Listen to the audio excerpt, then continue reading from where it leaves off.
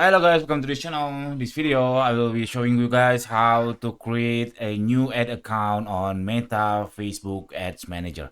So what you have to do, you go to your business.facebook.com like this, business.facebook.com, and then it's supposed to be you come to this interface, this window, and then you can see this is an option of business settings. You just click this business settings.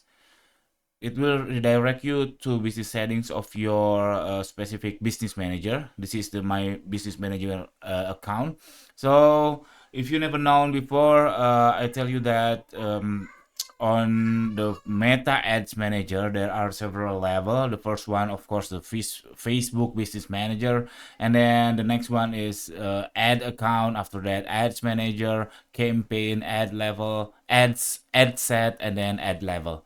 So on this particular video, I will show you how to adding ad account, advertising account. So after you facing this interface, you can see this is accounts.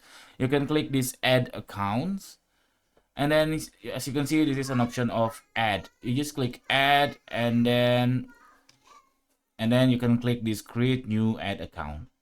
So you can name your ad account, you set your currency, your time zone, etc. And follow what the Meta asks you to key in.